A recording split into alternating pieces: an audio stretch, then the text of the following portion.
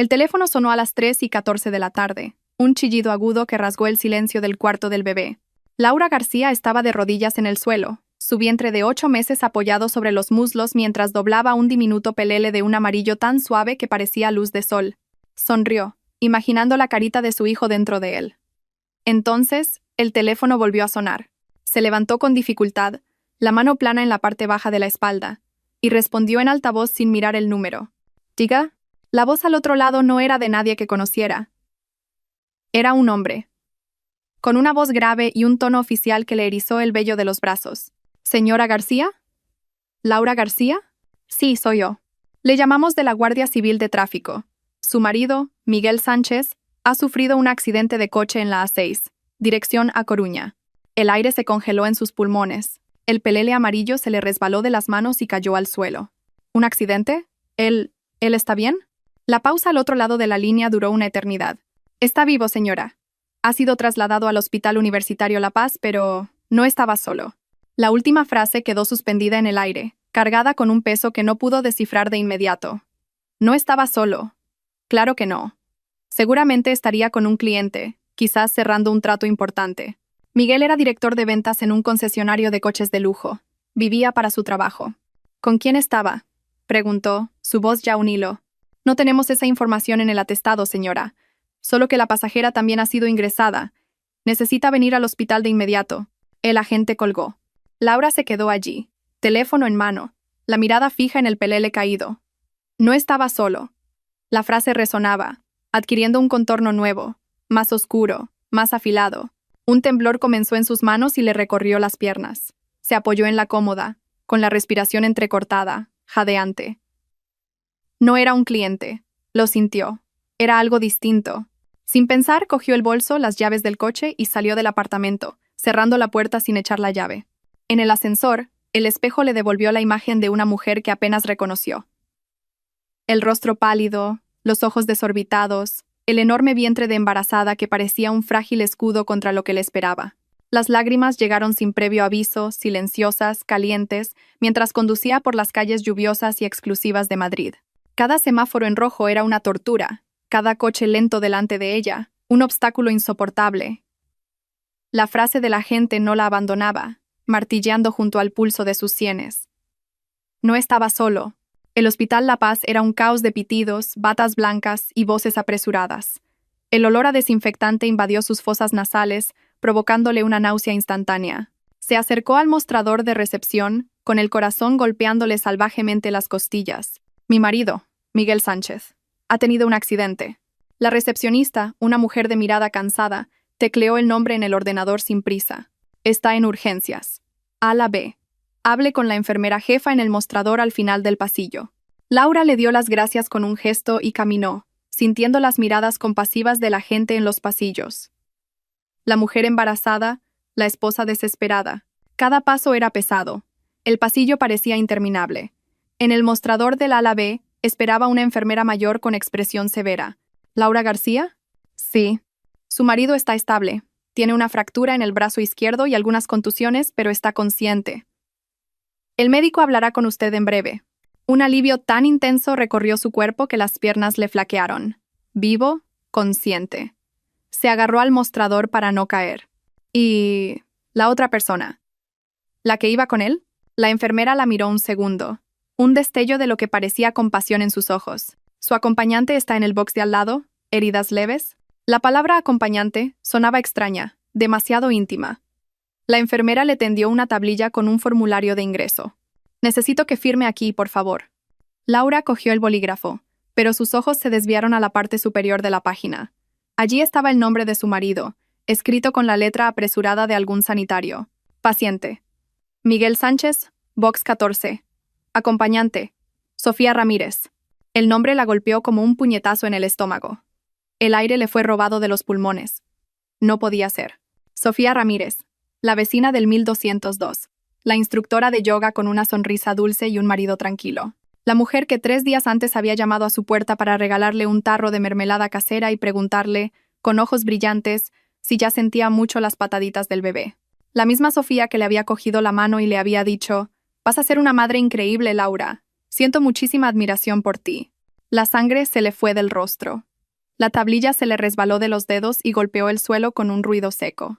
El sonido de los monitores cardíacos, un aviso a un médico por megafonía, el llanto de un niño en algún lugar del pasillo, todo se fundió en un zumbido agudo y distante. Se llevó la mano al vientre, un gesto instintivo de protección, y las rodillas le cedieron. Cayó allí mismo, en medio del pasillo del hospital, con el mundo reducido a ese nombre escrito en un formulario. Sofía, la vecina, la amiga, la amante.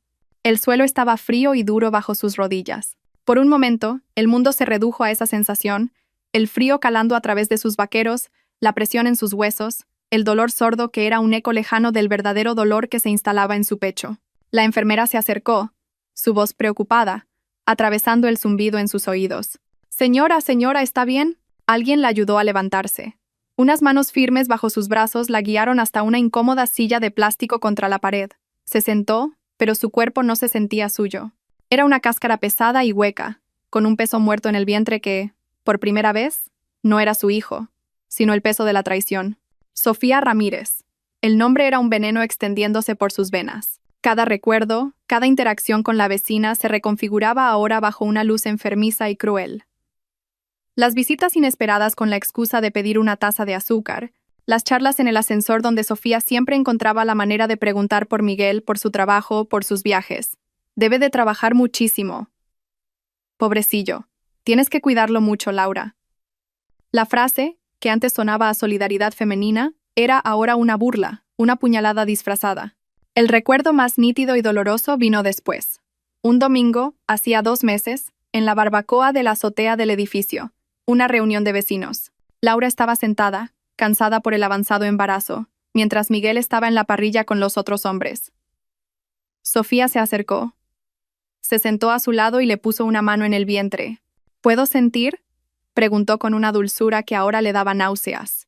Y luego, con la mirada fija en la suya, dijo: «Es una conexión tan mágica, ¿verdad? Entre madre e hijo. Nada puede romper eso». Allí, sentada en el pasillo estéril del hospital, Laura comprendió la profundidad de esa mentira. No era solo una aventura, un desliz. Era una actuación, una obra cruel escenificada bajo sus propias narices en el lugar que llamaba hogar. La vecina no quería ser su amiga. Quería un asiento en primera fila para observar su vida. Quizás para compararse, quizás por puro sadismo. Cada pregunta sobre el embarazo, cada consejo sobre las vitaminas y las náuseas matutinas no era empatía. Era recopilación de información. Era una forma de tantear el terreno, de saber cuán ajena estaba la esposa embarazada al mundo de mentiras que su marido estaba construyendo. Un médico joven, con gafas de montura fina y expresión seria, se detuvo frente a ella. «Señora García, soy el doctor Ruiz, el médico de guardia. Su marido está fuera de peligro. La fractura del radio distal en el brazo izquierdo necesitará inmovilización, pero no hay daño neurológico. Ha tenido suerte». La palabra suerte sonó como un insulto. Suerte de estar vivo para enfrentarse a la destrucción que había causado. «¿Puedo verle?», preguntó Laura, con una voz irreconocible. El médico dudó. «Está sedado ahora mismo para el dolor». «Y la otra paciente está en el mismo box de observación. Quizás es mejor esperar un poco». No, dijo Laura con una firmeza que la sorprendió a sí misma. «Quiero verle ahora». El médico la observó. La mirada profesional tratando de descifrar qué había detrás de esa fría determinación. Vio el vientre prominente, el rostro pálido, los ojos que ya no derramaban lágrimas pero contenían una tormenta. Asintió. «De acuerdo, por aquí».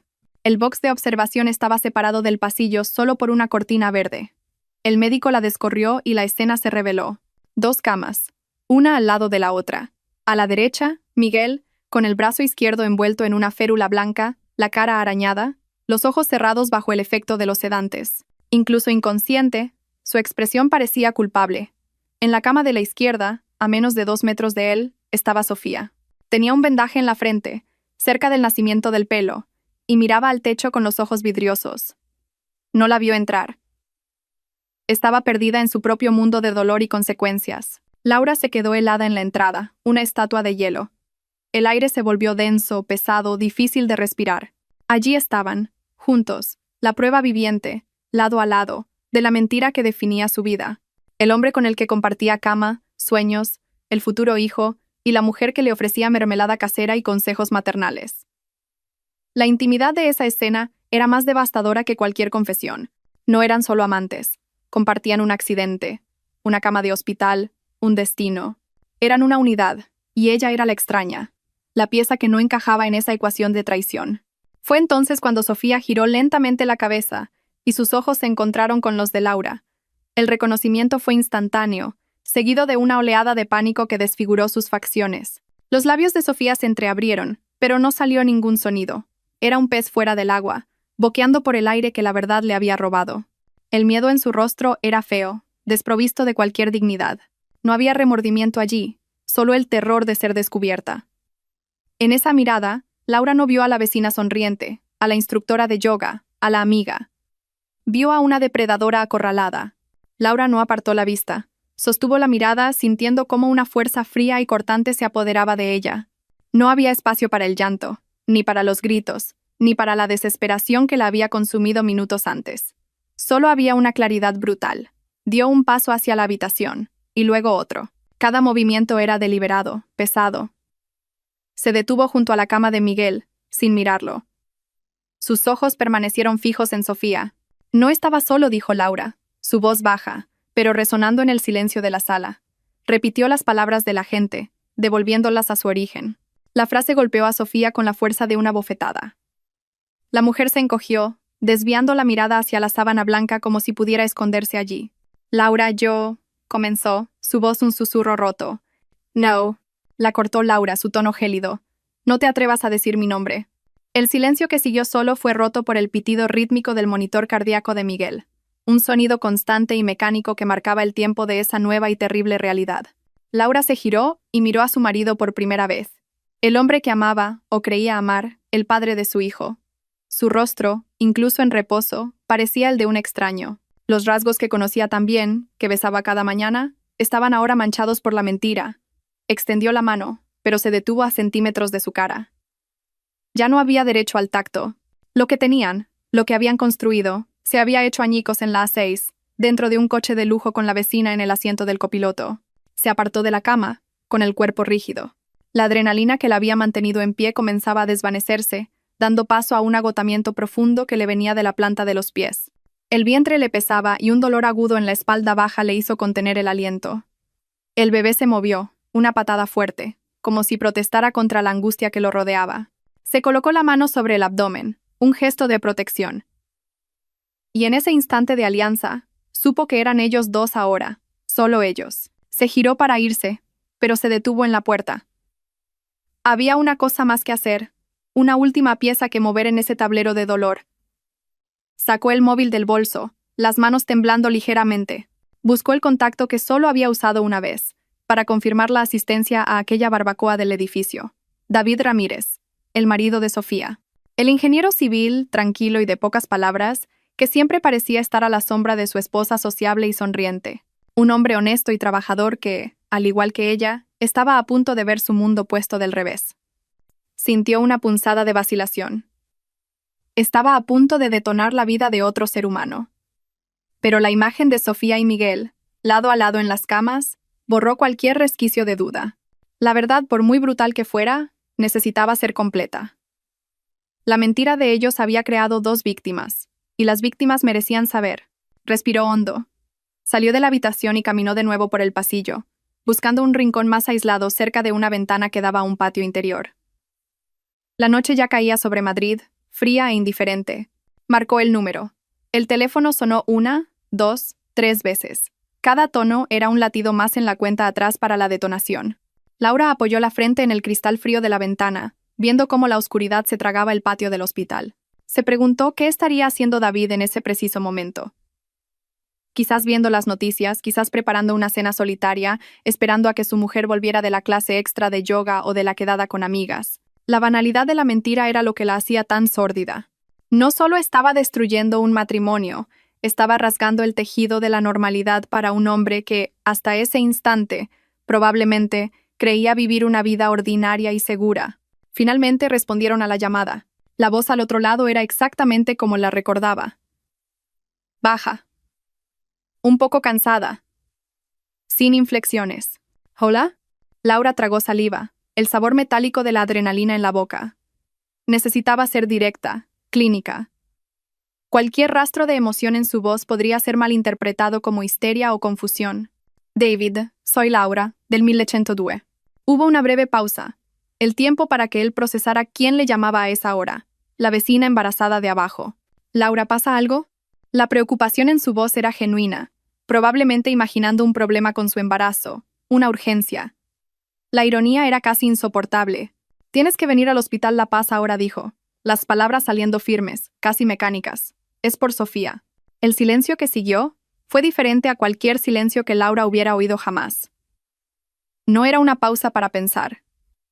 Era un vacío denso, pesado, donde todas las posibilidades terribles florecían a la vez. Casi podía oírle al otro lado, uniendo las piezas del puzzle. La llamada de la vecina, el nombre del hospital, la urgencia, la ausencia de su mujer para darle la noticia. En segundos, el castillo de naipes de su confianza comenzaba a derrumbarse. No necesitó decir nada más. La omisión era el mensaje. Cuando finalmente habló, su voz era irreconocible. El tono bajo y cansado había desaparecido, reemplazado por algo seco, duro como la piedra. Voy para allá. La llamada terminó. Sin preguntas, sin pedir detalles. La ausencia de preguntas fue la confirmación más aterradora de todas. Quizás, en el fondo, ya lo sabía. Quizás la semilla de la duda ya estaba plantada, solo esperando la lluvia torrencial de la verdad para germinar. Hombres como David, callados y observadores, a menudo ven más de lo que aparentan. No preguntó qué había pasado porque la pregunta que realmente importaba era ¿con quién? Y la respuesta, que quizás ya sospechaba, no vendría de un accidente laboral o de un robo, vendría de algo mucho más íntimo y podrido. Laura guardó el móvil y volvió a la silla de plástico, su cuerpo pesando ahora 1 tonelada. La llamada había drenado la última gota de su fuerza. Se sentía cómplice y víctima, la mensajera del apocalipsis y una de sus supervivientes. El tiempo comenzó a arrastrarse. Cada minuto era una pequeña eternidad. Observaba el movimiento en el pasillo, enfermeras corriendo, familias llorando, médicos con expresiones impenetrables, un microcosmos de dolor y alivio, y ella estaba allí, en el epicentro de su propio drama privado, esperando a que comenzara el siguiente acto. Pensó en su hijo. Su mano volvió instintivamente al vientre, un puerto seguro en medio del naufragio. Volvió a dar una patada, más suave esta vez, como si sintiera su agotamiento. En ese momento, una decisión se formó en su mente, clara e inquebrantable. Ese niño no crecería en un hogar construido sobre los escombros de una mentira. No tendría un padre cuya integridad era una farsa, y una madre que se empequeñeciera para encajar en un matrimonio roto. Esa patada no era solo un movimiento fetal. Era un recordatorio de que había una vida dependiendo de su fuerza, de su coraje. El dolor de la traición era inmenso, pero el amor por ese ser que aún no conocía era mayor, y sería ese amor el que la guiaría fuera de allí. 25 minutos después, lo vio. David Ramírez apareció al final del pasillo, caminando con una urgencia contenida. No parecía desesperado, pero había una rigidez en sus hombros y una intensidad en su paso que delataban la tormenta interior. Sus ojos escanearon la zona y la encontraron. Se acercó, su rostro una máscara impenetrable. De cerca pudo verlo. Sus ojos, normalmente tranquilos, estaban oscuros, y una pequeña vena le latía en la sien. No necesitaba explicaciones. Su mirada ya decía que algo fundamental dentro de él se había hecho añicos. ¿Dónde está?, preguntó. Su voz un susurro ronco. Laura solo se levantó y asintió hacia la cortina verde. No hicieron falta palabras. Eran ahora aliados improbables, unidos por la misma traición, caminando juntos hacia el epicentro del desastre. Sintió una extraña y sombría camaradería con ese hombre al que apenas conocía. Ambos habían sido engañados por las dos personas que deberían haber protegido sus corazones. Lo siguió, deteniéndose un paso por detrás mientras él descorría la cortina. La escena era la misma. Miguel, todavía sedado, un monumento a su propia debilidad, y Sofía, que ahora estaba sentada en la cama, con las piernas colgando por un lado como si fuera a levantarse. Miró hacia la entrada, esperando ver a Laura de nuevo, pero su rostro se descompuso cuando vio a David allí de pie, su expresión una sentencia. El aire en la habitación se enrareció. El pitido del monitor de Miguel parecía burlarse de la escena, un metrónomo indiferente para el final de 2 matrimonios. Sofía se llevó la mano a la boca, un sollozo seco escapando de sus labios. El pánico en sus ojos era total. Miró de David a Laura, de pie justo detrás de él, y la comprensión de la alianza entre los dos traicionados la golpeó con toda su fuerza. No había dónde huir. David dio un paso adelante, su cuerpo tenso como un cable de acero. Miró a su mujer, luego al hombre dormido en la cama de al lado, y la conexión entre los dos hechos se solidificó ante sus ojos. La incredulidad en su rostro era dolorosa de ver. «Sofía, ¿qué es esto?», preguntó, su voz rompiéndose por primera vez. No era una pregunta sobre el accidente, era sobre todo. Sobre ellos dos, allí, juntos, en una habitación de hospital. Sobre las noches que llegaba tarde. Las llamadas misteriosas. La sutil distancia que se había instalado entre ellos. Sofía empezó a llorar. Un llanto desesperado, feo, de alguien atrapado sin más excusas. Fue un error, David. Un error, tartamudeó entre sollozos. Las palabras clichés sonando huecas y patéticas. No es lo que piensas. Pero era exactamente lo que él pensaba. Su negación era un insulto a su inteligencia. David no respondió. Solo siguió mirándola, su silencio más acusador que cualquier grito. Sus ojos se desviaron entonces, posándose en Laura. Había una pregunta silenciosa en su mirada, una búsqueda de confirmación. Laura solo le sostuvo la mirada, un asentimiento casi imperceptible. Sí, es exactamente esto. Los dos. Laura permaneció inmóvil cerca de la puerta, una observadora silenciosa de la ruina que ella misma había puesto en marcha. No sintió placer ni venganza, solo sintió un vacío helado. Ver el dolor de David era como mirar su propio reflejo en un espejo roto. Vio la misma humillación, la misma incredulidad, la misma sensación de haber sido tomada por tonta. La mujer que pedía consejos de embarazo, que fingía admiración, estaba allí, llorando por ser descubierta con el marido de otra.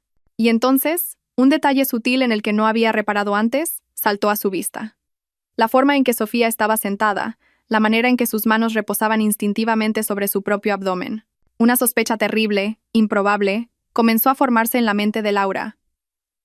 Una sospecha que convertía toda la situación en algo aún más grotesco y complejo. La mirada de Laura se agudizó, fijándose en el gesto casi inconsciente de Sofía. Su mano, que antes gesticulaba en desesperación, ahora descansaba protectoramente en la parte baja de su abdomen.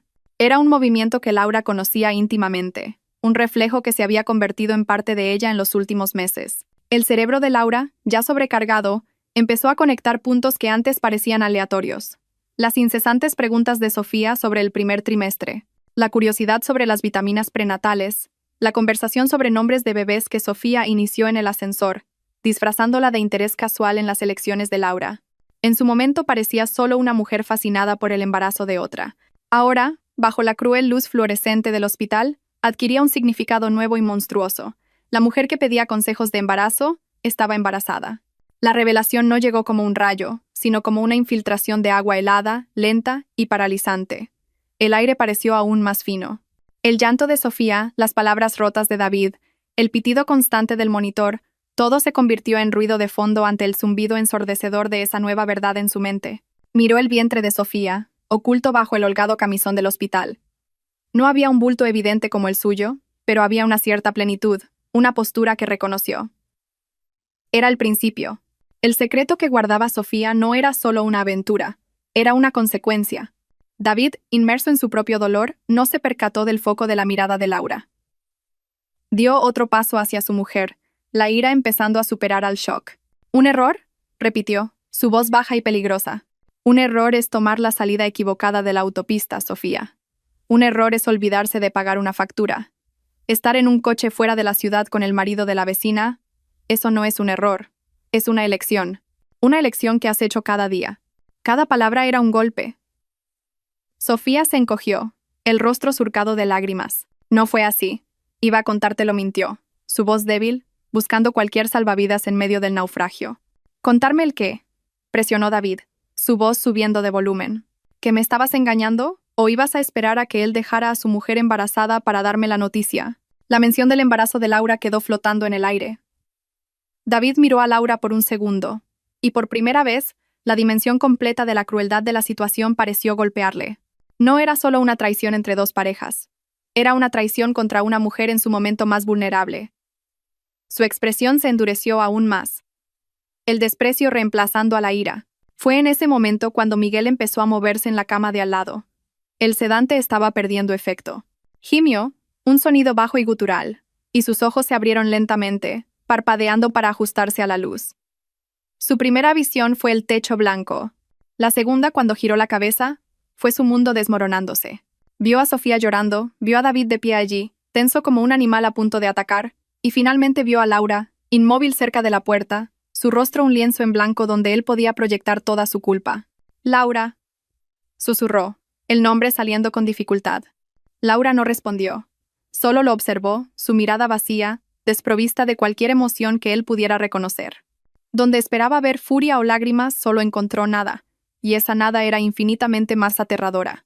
La presencia de Miguel, ahora consciente, cambió la dinámica de la habitación. David se giró hacia él, un nuevo objetivo para su furia.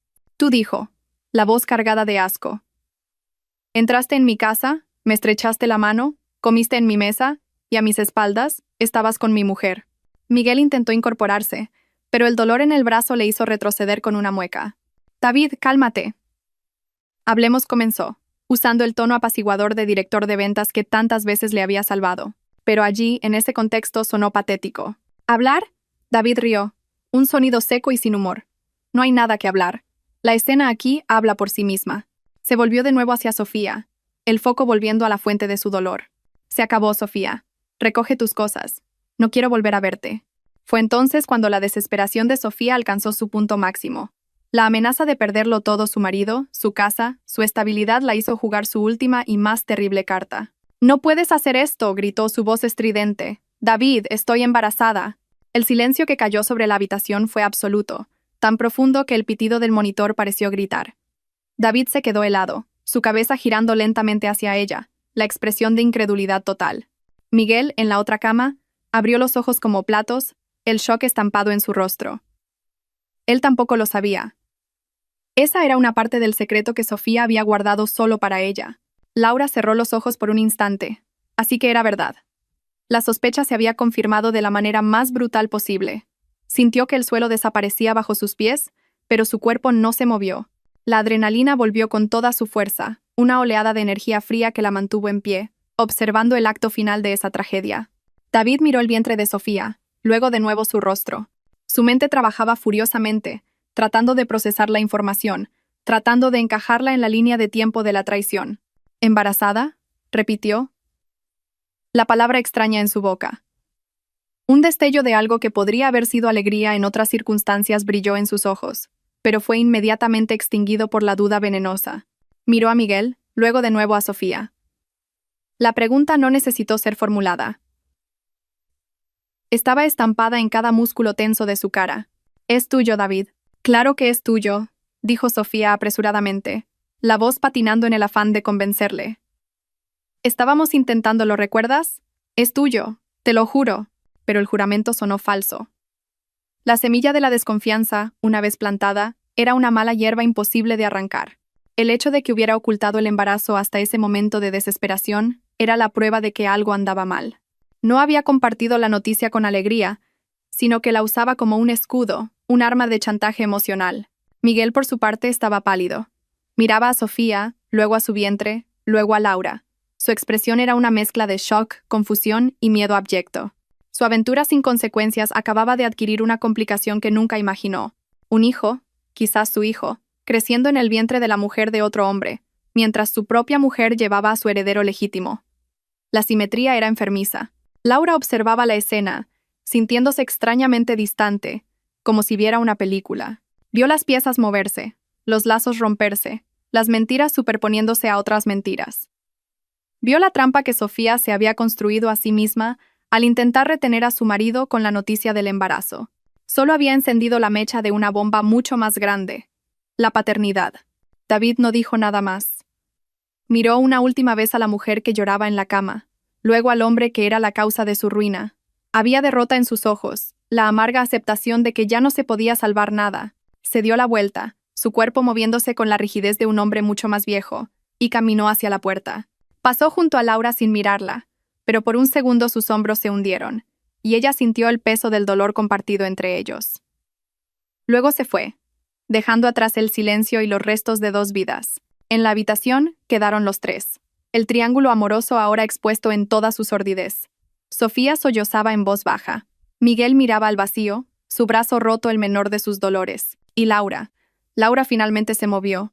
Caminó lentamente hasta la cama de Miguel. Él levantó los ojos hacia ella, la súplica evidente en su rostro. Laura, perdóname, por favor, puedo explicarlo. Ella lo miró, no con odio, sino con una especie de curiosidad clínica, como un científico observando un espécimen. ¿Explicar qué, Miguel?, preguntó, su voz calmada, nivelada. ¿Que me engañaste? ¿O que me engañaste con la vecina que fingía ser mi amiga? ¿O quizás quieres explicar cómo tuviste el descaro de hacer esto mientras yo llevo a tu hijo? Y ahora está esto. Su mirada se movió hacia Sofía, que se encogió bajo el peso de esa atención. Destruiste nuestra familia, Laura continuó, su voz todavía baja, pero cada palabra cortando el aire. Destruiste todo lo que construimos. ¿Y para qué? ¿Para alguien que está embarazada y ni siquiera parece segura de quién es el padre? No esperó una respuesta. No había respuesta que pudiera arreglar aquello. Se dio la vuelta y salió de la habitación, dejando a los dos amantes atrás, a solas con las ruinas de sus elecciones. En el pasillo, no se detuvo. Siguió caminando, pasando por recepción, a través de las puertas de cristal automáticas hasta que el aire frío de la noche madrileña le golpeó la cara. Respiró profundamente. El aire helado le quemó los pulmones pero le aclaró la mente. Ya no había más lágrimas. Solo había una resolución, fría y dura como el acero. Esa era la última vez que se permitiría ser una víctima en esa historia. A partir de ese momento sería la arquitecta de su propio futuro. Y de la justicia. Las puertas de cristal del hospital se cerraron detrás de Laura, amortiguando el caos de pitidos y voces y dejándola en el frío silencio de la noche. No fue directamente al coche. En su lugar, caminó hasta un banco de hormigón vacío bajo la luz amarillenta de una farola y se sentó. El frío de la piedra se filtró a través de la tela de sus pantalones, pero apenas lo sintió. Su cuerpo estaba entumecido, una coraza protectora alrededor del torbellino de pensamientos y del dolor agudo que se negaba a convertirse en lágrimas. No lloraría, no allí. Llorar era una liberación, y sentía que si empezaba, no podría parar. Necesitaba su fuerza intacta. Se quedó sentada allí un tiempo que no pudo medir, observando los coches pasar por la avenida, cada uno conteniendo un universo de historias que desconocía. Gente volviendo a casa, con sus familias, a sus vidas normales. La palabra normal parecía ahora pertenecer a un idioma extranjero. Su vida se había bifurcado en un antes y un después, y la frontera era una habitación de hospital con 2 camas y una mentira expuesta. La frase que le había dicho a Miguel resonaba en su mente. «Destruiste nuestra familia». Pero mientras la decía, se dio cuenta de una verdad más profunda. Una familia construida sobre cimientos tan frágiles, tan susceptible a la primera tormenta, quizás ya estaba rota mucho antes del colapso final. La traición no fue el terremoto, fue solo el temblor que reveló las grietas que ella, en su felicidad confiada, se había negado a ver. Los recuerdos de los últimos meses comenzaron a alinearse de una nueva manera, como piezas de un puzzle reordenadas para formar una imagen grotesca. Los viajes de negocios de Miguel en fin de semana, que justificaba como esenciales para alcanzar los objetivos. Las veces que llegó tarde a casa, oliendo a un perfume que no era el suyo, y dijo que era de una clienta en una prueba de conducción. La distancia sutil, el móvil ahora siempre boca abajo en la mesilla de noche, la irritabilidad cuando le preguntaba por su día. Cada una de esas pequeñas señales, que había descartado como estrés laboral o paranoia de embarazada sensible, se revelaban ahora como banderas rojas que había ignorado. No solo la habían engañado, ella, en su confianza ciega, había permitido que el engaño floreciera. La puerta del hospital se abrió de nuevo, y una enfermera que reconoció del pasillo se acercó con cautela. «Señora García, ¿está bien? No debería estar aquí fuera con el frío». Laura levantó la vista. «Me voy en un momento. Solo necesitaba un minuto». La enfermera dudó, la compasión profesional luchando contra el deseo de no entrometerse. «Su marido está preguntando por usted. Está bastante alterado». Laura sintió una oleada de repulsión. Alterado. Él estaba alterado. Como si su bienestar fuera de alguna manera una prioridad. «Dígale que me he ido a casa», respondió, su voz firme. «Y la otra paciente», continuó la enfermera, bajando la voz. «Su marido ha vuelto. Están hablando con la asistente social ahora». La noticia la golpeó con una curiosidad morbosa. David había regresado. El hombre que se había ido de allí roto, sin mirar atrás, había vuelto al epicentro del dolor. Quizás por responsabilidad, quizás para un cierre formal, o quizás por esa terrible palabra que Sofía había lanzado al aire, embarazada. Un hijo, incluso uno cuyo origen era dudoso, Creaba un vínculo que no se podía romper con un simple giro de espalda. Impulsada por un impulso que no entendió del todo, Laura se levantó. No iría a casa. Todavía no. Había un último capítulo que presenciar esa noche. Volvió a entrar en el hospital, pero no a la ala de urgencias. Siguió la dirección que la enfermera había indicado con la mirada hacia una pequeña sala de espera cerca del despacho de servicios sociales. Desde una distancia segura, oculta por la arquitectura impersonal del pasillo, pudo ver la escena a través de una ventana de cristal. David estaba sentado en una silla, el cuerpo inclinado hacia adelante, los codos en las rodillas, la cabeza entre las manos. Sofía estaba en otra silla, frente a él, y entre ellos, una mujer de aspecto cansado, la asistente social, intentando mediar en lo imposible. La voz de Sofía era un murmullo suplicante, inaudible a través del cristal. Gesticulaba, lloraba, señalaba su propio vientre. Y fue allí, en esa sala estéril bajo la luz fría, donde se despojaron las últimas capas de la verdad. Más tarde, un médico amigo de la familia, a quien Laura contactó en un momento de lúcida desesperación, le contaría los detalles de lo que se dijo en esa sala. La confesión de Sofía, extraída bajo la presión de la pérdida inminente, fue una mezcla patética de medias verdades y manipulación. Admitió que la aventura con Miguel no era nueva. Habían tenido una breve relación años antes, poco después de mudarse al edificio, algo que ambos acordaron terminar. Pero la llama, según ella, se reavivó hacía unos meses. Y el detalle más cruel, la puñalada final a la confianza de David, fue la cronología. Confesó que el reencuentro con Miguel ocurrió después de que descubriera que estaba embarazada. El hijo, juró y perjuró, era de David. La concepción había ocurrido durante un periodo en el que estaban intentándolo activamente, un último intento de salvar un matrimonio que ya se desmoronaba en silencio. Pero al descubrirse embarazada, en lugar de acercarse a su marido, sintió pánico, asfixia, y buscó en Miguel una válvula de escape, una dosis de adrenalina y atención que sentía que le faltaba en casa. No lo amaba, le dijo a David. Fue una debilidad, un error estúpido, una búsqueda de sentirse deseada en un momento de inseguridad. Siguió viéndolo, incluso llevando el hijo de otro hombre, porque era más fácil vivir la emoción de la mentira que enfrentar la realidad de su matrimonio moribundo. 2 matrimonios, 2 hogares, 2 mentiras entrelazadas por la inconsecuencia de 2 personas que solo pensaron en sí mismas. Miguel, buscando emoción fuera de un matrimonio con una esposa embarazada. Sofía, usando al amante como una tirita para las heridas de su propia relación mientras llevaba un hijo que merecía más. No eran amantes trágicos. Eran solo personas egoístas que, para satisfacer un deseo momentáneo, no dudaron en arriesgar la estructura de 4 vidas y de 2 niños por nacer. Laura, observando desde lejos, sintió como el último resto de sentimiento por Miguel se convertía en cenizas. Ya no era dolor ni ira, era un desprecio profundo y amargo. No la había traicionado por un gran amor, por una pasión arrolladora que lo redimiera en una tragedia romántica. La había traicionado por aburrimiento, por vanidad, por la emoción barata de una aventura con la vecina casada. Había cambiado la familia que estaban construyendo, la santidad del nacimiento de su hijo, por un lío recalentado y sórdido con una mujer que lo usaba como pasatiempo. Vio a David levantarse. No dijo una palabra. Solo miró a Sofía, una mirada larga y vacía que pareció atravesarla. Era la mirada de un hombre que contempla las ruinas de su propia casa, sabiendo que no hay una sola viga que pueda salvarse. Luego se dio la vuelta y salió de la sala, atravesando la puerta principal del hospital y desapareciendo en la noche. Esta vez, para siempre, no miró atrás. Laura también se dio la vuelta y se fue. No había nada más que ver allí. La destrucción estaba completa. Condujo a casa en piloto automático, la mente extrañamente silenciosa. El apartamento, antes un santuario, ahora parecía la escena de un crimen. Cada objeto, cada foto en la pared, cada mueble que eligieron juntos, era un testigo de la mentira. Entró en el cuarto del bebé, el pelele amarillo todavía en el suelo, y lo recogió. La suavidad de la tela en sus manos era lo único real en un mundo que se había convertido en una pesadilla. No desmontaría esa habitación. La terminaría. Sola. A la mañana siguiente, la primera llamada que hizo fue a un abogado.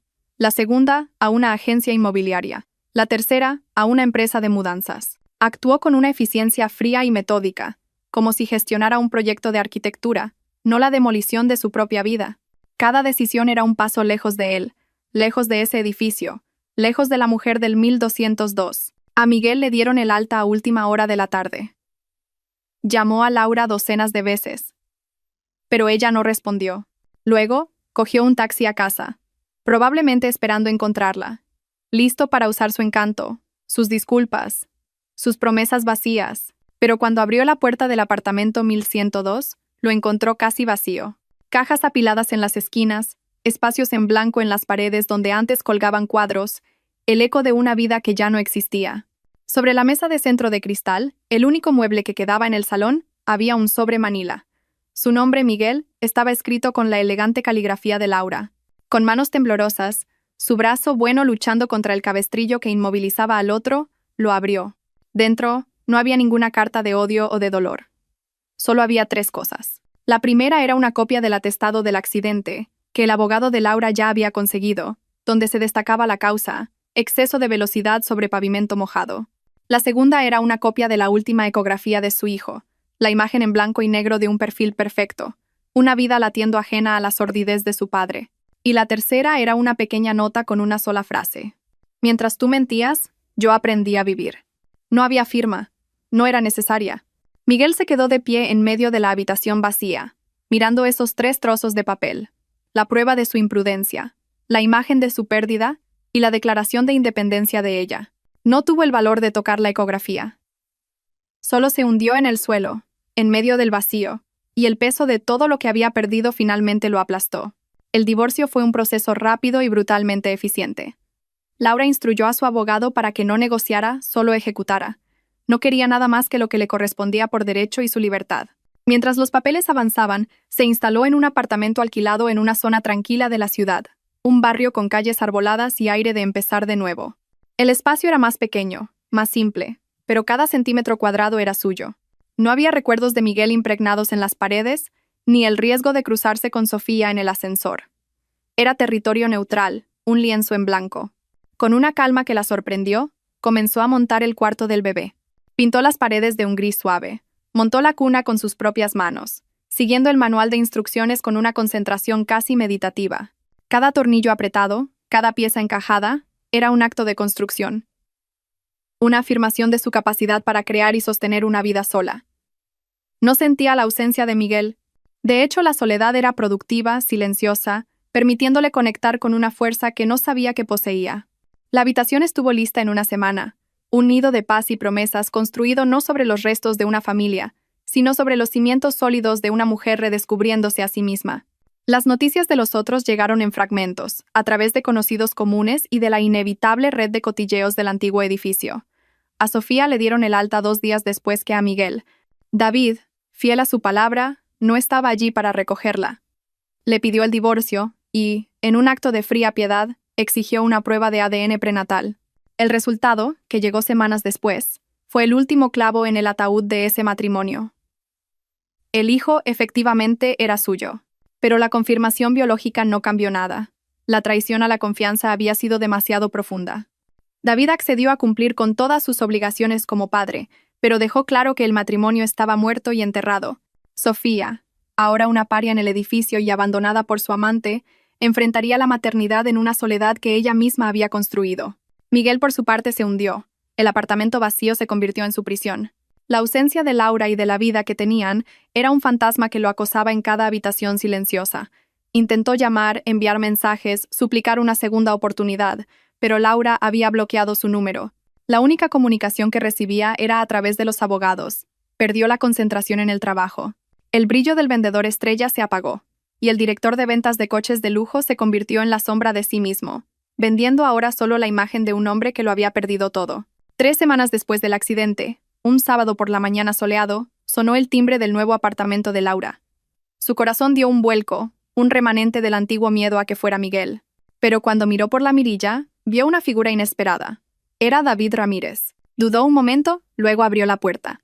Parecía más delgado, más viejo, pero había una nueva y dura resolución en su mirada. No sonrió. «Siento presentarme así», dijo, su voz baja. «Solo necesitaba darte esto». Extendió un sobre. No era un sobre de carta, sino uno de esos más grandes, para documentos. «¿Qué es?», preguntó ella. «Es una copia de la prueba de ADN y una propuesta, mía y de mis abogados». Confundida, Laura lo invitó a pasar. Se sentaron en el pequeño salón, un silencio incómodo entre ellos. Abrió el sobre. Vio el informe que confirmaba la paternidad de David. Y debajo, un documento legal. Era una propuesta de acuerdo.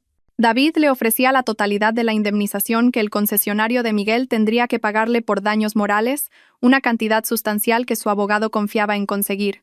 A cambio, pedía algo que hizo que a Laura se le cortara la respiración. Pedía la custodia compartida. No de su hijo, sino del de ella. No lo entiendo, dijo Laura, el papel temblando en su mano. Es simple, comenzó David, mirando no a ella, sino a la ventana. Mi hijo va a nacer en un hogar roto por culpa de tu exmarido. Tu hijo va a nacer sin un padre presente por la misma razón. No puedo arreglar lo que le pasó a mi familia, pero quizás pueda ayudar a arreglar lo que le pasó a la tuya. Finalmente la miró, y por primera vez ella no vio solo dolor, sino una determinación feroz. No quiero ser un sustituto. Sé que no soy su padre, pero puedo ser una figura paterna. Puedo enseñarle a tu hijo a jugar a la pelota, a ser un hombre honesto. Puedo estar allí para los cumpleaños, las graduaciones. Puedo darle un hermano. Nuestros hijos, Laura, no tienen culpa de nada de esto. Son las únicas víctimas inocentes, y estarán unidos para siempre por la historia de sus padres. Quizás puedan crecer juntos, como una familia diferente, extraña, remendada, pero una familia. Laura permaneció en silencio, el mundo dando vueltas. La propuesta era una locura, sin precedentes, y al mismo tiempo tenía un sentido terrible y profundo. Era una forma de justicia poética que nunca podría haber concebido. Tomar la destrucción causada por dos personas y, a partir de ella, construir algo nuevo y funcional para los dos niños que eran el legado inocente de esa traición. No sé qué decir, susurró. No digas nada ahora, respondió él levantándose. Piénsalo. Habla con tu abogado. La propuesta es seria. No lo hago por lástima hacia ti, lo hago por ellos. Se fue, dejando a Laura sola con el documento y la posibilidad de un futuro que nunca imaginó. Una semana después nació su hijo, un niño sano con ojos curiosos y pulmones fuertes. El día que le dieron el alta, encontró 2 ramos de flores en su apartamento. Uno, anónimo, con una simple tarjeta que decía, «Enhorabuena por nuestro hijo». «Perdóname». Lo tiró a la basura sin leer el resto. El otro era un simple arreglo de flores silvestres con una tarjeta escrita a mano. «Bienvenido al mundo, campeón. Tu hermano está deseando conocerte. Con respeto, David». En ese momento, sosteniendo a su hijo en brazos, Laura supo la respuesta. No había renacido sola. Había renacido junto a un aliado improbable en la construcción de algo que nadie podría prever. Su venganza no sería ver sufrir a Miguel. Su venganza sería vivir. Sería construir una familia tan feliz, tan inesperada y tan completa, que la existencia de la persona que la rompió se volviera, finalmente, irrelevante. ¿Y a ti? ¿Qué te pareció? En una escala del 0 al 10, ¿qué nota le darías? Deja tus comentarios diciendo desde qué ciudad nos estás viendo y suscríbete para seguir nuestras próximas historias. Muchas gracias por la compañía y hasta la próxima.